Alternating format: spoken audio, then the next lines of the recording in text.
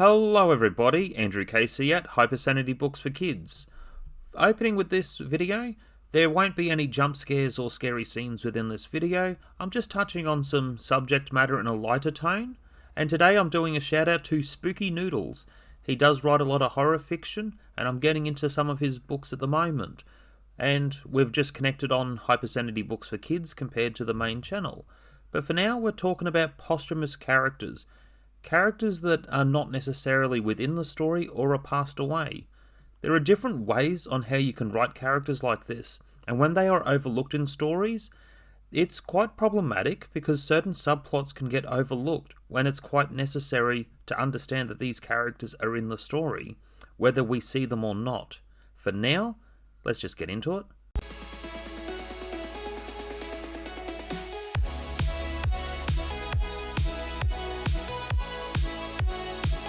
Number 1. Spiritual guiding or presence. There are two examples to give here. One is for the Lion King, when Mufasa passed away, and when he comes back into the form, he has a spiritual guide for Simba. That particular scene is an iconic scene for so many generations later. For myself, I had my father pass when I was younger, and you do wonder with this sort of thing, would you have an experience like this? And that's part of the posthumous supernatural feeling, and supernatural is also the subject matter of what we don't understand. So you can write this type of story for a spiritual guide. Another spiritual guide is Ben Kenobi or Obi-Wan Kenobi in the Star Wars franchise. Passes away, and through the power of the Force, able to interact and connect with Luke to help guide him. Other characters take on a posthumous form, and I did like it at the end of Return to the Jedi, where Darth Vader still had his redemption story. Number 2, flashbacks.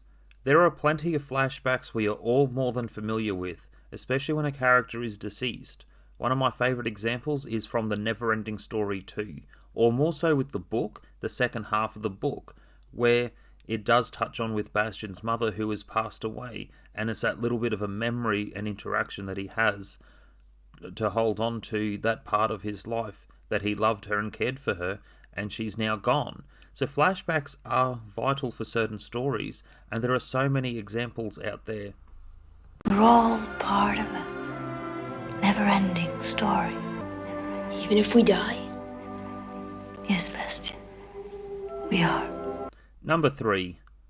Letters, articles, videos. One of my favourite examples is the series Monk. The series is following how he is solving so many murders and mysteries and crimes, though he doesn't know how his wife was murdered. And there is a point towards the end of the series where he opens up the anniversary present.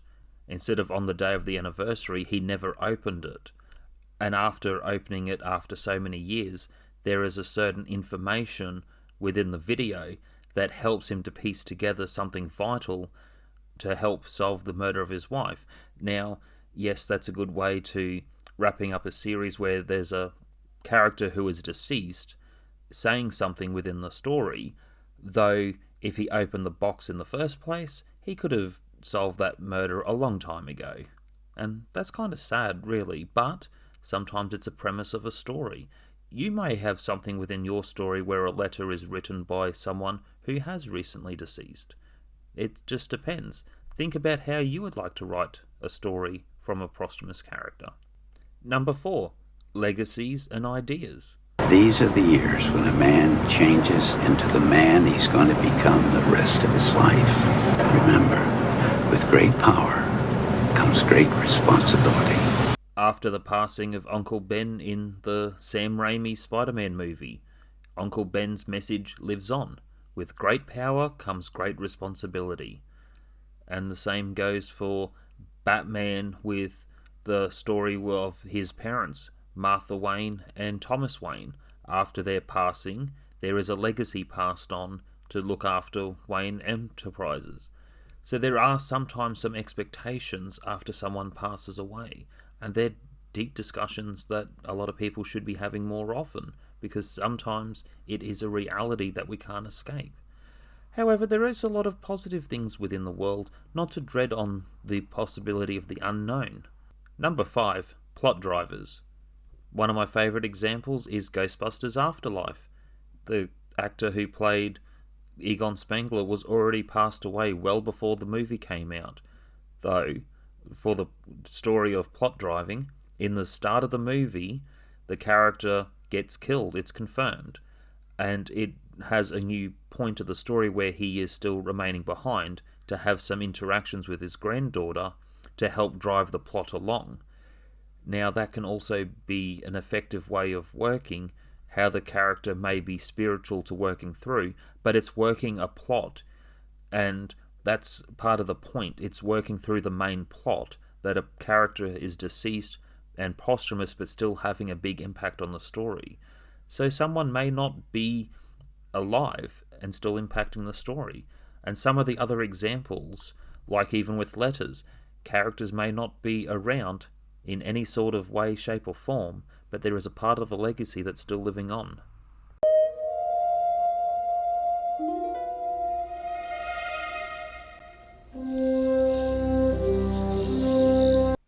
Number 6.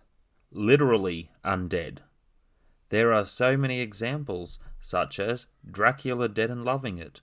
I like this movie. It's a parody of Mel Brooks's earlier work, and I quite enjoyed it. Leslie Nelson, I have touched on a lot of his comedy before, especially with his deadpan sarcasm, where he doesn't break character even when other people are laughing. And I'll just play this little bit of a scene because this little part will be broken down for obviously fair usage and copyright, though there is a little bit of the interaction that I found was interesting to how he was able to keep a straight face. You will tell him there is a message for him in the lobby. A message for Dr. Seward in the lobby. And you will remember nothing of what I tell you. Hello, can I help you, sir? Can I help you, sir? What is the matter with you? Why did you not tell him? You will receive no tip. No tip? Oh, that you remember. Number 7. Posthumous narration. Now, yes, there is that movie Lovely Bones where it is a sad story of a child who is influenced to go out into the cornfields with someone and she got murdered. After she's murdered, the character narrates the rest of the story. And I found the book was interesting. It was a long time ago I read it, but it was one that's worth a read. Now, also another adult example is Desperate Housewives. From the first episode, one of the characters is deceased, and she narrates the series, because there's a certain way that she's posthumous or omniscient, which works for omniscient third-person perspective, where she's telling certain points of the story. And some of the narrations can be funny, especially within the comedic use. I'm not keen on third-person omniscient perspective, though when it is written in a hilarious way, I quite enjoy it. Number 8. Resurrection or reanimation. I begged my dad to get me this sled. And he acted like I couldn't even have it. Morning, I came down for breakfast and there it was, just for me. Went sledding all day. My dad said that's enough, but I couldn't stop. I was having so much fun. Got late. Got dark. Got cold. And I got sick. My dad got sad. I remember I didn't go where I was supposed to go. I just stayed behind so my dad wouldn't be lonely. Is that your dad? Mm-hmm. McFadden claimed that he was haunted by the ghost of his dead son, and that he invented a machine to bring him back to life. The Lazarus. I named my son Lazarus for a number of reasons, because at birth things weren't too well. I won't get into that at the moment, though my favourite example is Dr. James Harvey. Casper gives up his one chance to come back to life because of the love that he had for Kat and for Dr. James Harvey, that he actually made a friend after not having friends for so long. With this part of the story, Dr. James Harvey is a ghost who gets brought back to life. So I have a theory about that. Dr. James Harvey fell into a ditch and died, and then the ghost gets resurrected to come back to life. So that means Dr. James Harvey is walking around and his dead body is rotting in the ground. Now, isn't that going to cause a problem within the story, that there's a body and a body alive and a body dead? Yeah, that's one of my theories that doesn't get answered within the story. Number 9, dreams and premonitions. Sometimes a dream can be about someone who's passed away, and sometimes a premonition is about someone who may pass away that hasn't yet. There are lots of interesting storytelling. Sometimes there could be a point of storytelling foreseeing what's going to happen and trying to change certain events. Number 10, prophecies. There was a prophecy just before his head died. His last words were, "Death is but a door, time is but a window, I'll be back." Different from premonitions, prophecies are stories that are foretold.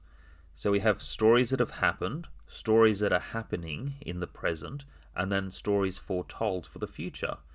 In Ghostbusters 2, as they said within some of the subplots, there was a prophecy about Vigor the Carpathian before he was finally killed from way back in the old days. There was a prophecy that he would come back to life, or there was a prophecy on how he would come back to life.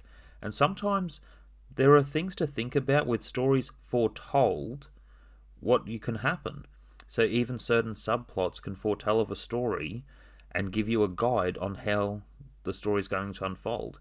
And if you were writing a book where you have a good idea of the ending, sometimes a prophecy could be something to work within your story, especially within a supernatural story. At the stroke of midnight, on New Year's Eve of the last decade of the 20th century, America's largest city is about to pay for the nastiness of its inhabitants. Number 11, question everything. Now, there are certain stories, and especially within horror genre, supernatural stories, there are different points of mental health that can get quite interesting and also quite dark. So always explore some storytelling with caution. Though there are some other examples.